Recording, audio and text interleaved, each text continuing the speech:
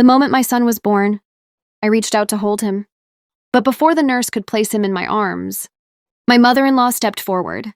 She looked at my exhausted husband, then whispered words that changed everything. "Take the baby. Leave her here. She'll only ruin your life." For one terrifying second, the entire hospital room fell silent. I couldn't even sit up. I had just survived 16 hours of labor. I looked at my husband, waiting to see what he would do. He slowly turned toward his mother. And what happened next, no one in that room would ever forget. "My name is Claire Dawson. My husband is Noah Dawson. We had been married for 3 wonderful years. After 2 failed IVF treatments and 1 heartbreaking miscarriage, our son finally arrived. His name was Ethan. He wasn't just our baby. He was our miracle." Noah had never left my side during the pregnancy. Every doctor's appointment, every ultrasound, every sleepless night, he was there. He often kissed my forehead and said, "We waited too long for this little guy. I'm never letting either of you go." Unfortunately, his mother, Margaret Dawson, never liked me. She believed Noah should have married a wealthy, family friend's daughter named Vanessa. According to Margaret, Vanessa was elegant, successful, and came from an influential family. I was only a high school teacher. To Margaret, that meant I wasn't worthy of her son. Even after our wedding, she constantly made comparisons. Vanessa would have made a better wife. Vanessa knew how to host parties. Vanessa came from money. Noah defended me every single time. But Margaret never stopped. When we announced my pregnancy, she smiled for the cameras. But when nobody was watching, she quietly said, "I hope this baby looks like Noah." I never forgot those words. Months passed. My pregnancy became difficult. During the 7th month, the doctors discovered my blood pressure was dangerously high. They monitored me every week.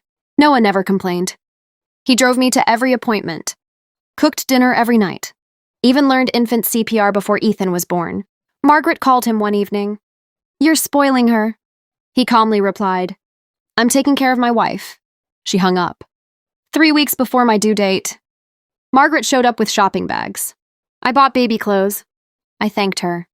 Then she pulled out a tiny blue outfit. I also ordered a birth announcement. I smiled.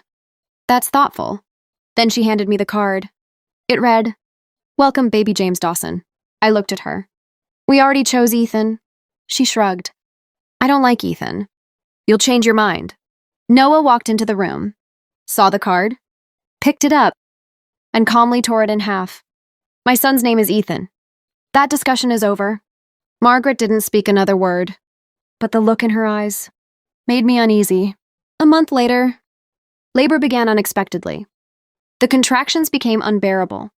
Noah rushed me to the hospital. 16 painful hours later, our beautiful baby boy entered the world. I cried. Noah cried even harder. The nurse wrapped Ethan in a blanket. She smiled. "Would Mom like to hold him first?" Before anyone could move, the hospital room door opened. Margaret walked in. She hadn't even waited for permission. She looked at Noah, then at our son, then quietly whispered, "Ladies become emotional after childbirth. Take the baby and leave her here. You and I can raise him properly." I felt my heart stop. The nurse froze. The doctor slowly looked up. Every person in that room waited for Noah's answer. That silence told him everything. He slowly closed his eyes, then looked at Noah. "Take your wife home. I'll handle this." Margaret grabbed Thomas's arm. "You're taking their side too?" Thomas gently pulled away. "There are no sides. There's only right and wrong." He looked at me lying in the hospital bed. "I've watched Claire love this family for years. And today, you embarrassed yourself?" Security escorted Margaret into the hallway. As the doors closed, she shouted, "You'll regret choosing her." Noah didn't even turn around. Instead, he picked up our son, walked to my bedside, placed Ethan gently into my arms. The moment I held him, every fear disappeared. Noah kissed my forehead, then whispered the words I will never forget. "I promised I'd never let either of you go, and I meant it." But none of us knew that the next morning, Margaret would make one final decision, one that would change the entire Dawson family forever. The next morning, the hospital room felt peaceful. For the first time, it was just the 3 of us. Me, Noah, And our little miracle, Ethan slept quietly in my arms. Noah smiled. I've never seen anything more beautiful. I laughed through my tears. I thought you said that on our wedding day. He kissed my forehead. I was wrong. This is even better. Suddenly, someone knocked. It wasn't Margaret. It was Noah's father, Thomas. He looked exhausted, like he hadn't slept all night. He quietly closed the door behind him. I owe both of you an apology. Noah looked confused. Dad, you didn't do anything. Thomas sighed. I did. I spent years pretending your mother's behavior wasn't serious. I kept hoping she'd change. But yesterday, I realized my silence helped her become this person. He walked over to me. Claire, I'm sorry. You deserved a father-in-law who stood up for you years ago. I smiled weakly. Thank you. Before anyone could say another word, another knock echoed through the room. The nurse looked uncomfortable. Mrs. Dawson is here again. Noah stood immediately. I'll handle it. He stepped into the hallway. Margaret was standing there, holding balloons, flowers, and a large gift basket. She forced a smile. I came to apologize. Noah remained silent. She continued. I was emotional. I only wanted what was best. Noah quietly replied, No, you wanted control. You didn't come here because you're sorry. You came because you're afraid. Margaret looked surprised. Afraid of what? Afraid that everyone now knows who you really are? For several seconds, neither of them spoke. Then Thomas walked into the hallway. He looked directly at his wife. I've already spoken to our lawyer. Margaret frowned. What lawyer? Thomas took a deep breath. For years, you've made our family miserable. You've insulted Claire. You've ignored Noah's boundaries. And yesterday, you crossed the line. I'm moving out. Margaret's face turned pale. What? Thomas nodded. I can't keep pretending this behavior is normal. I love you, but I won't support cruelty. The flowers slipped from Margaret's hands. She looked at Noah, then at Thomas. For the first time, she realized she wasn't losing Claire. She was losing her own family. Tears rolled down her face. I never wanted this. Thomas answered quietly. Then why did you keep choosing it? She couldn't answer. Back inside the room, I heard the voices. Then, the door opened. Noah walked in carrying Ethan. He smiled. It's over. A week later, we brought Ethan home. Friends, neighbors, and relatives visited. Everyone had heard what happened at the hospital. Nobody defended Margaret.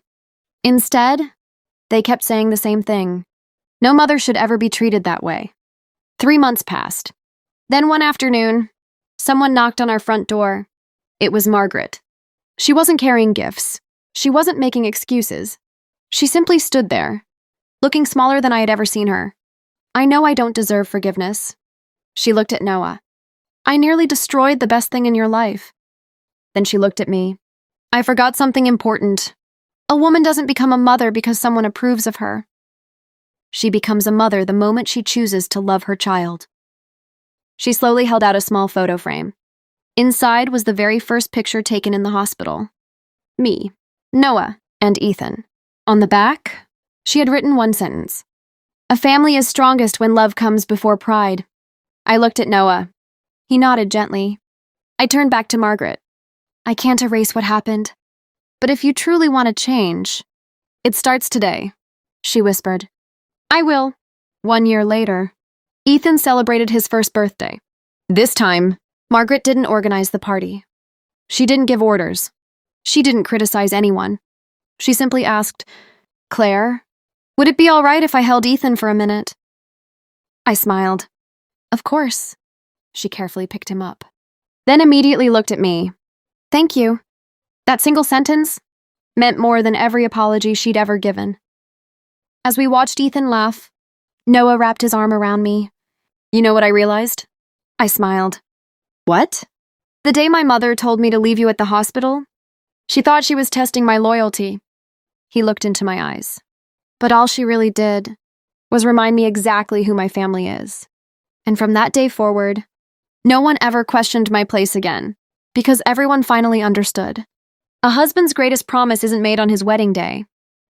It's the one he keeps when his wife needs him the most.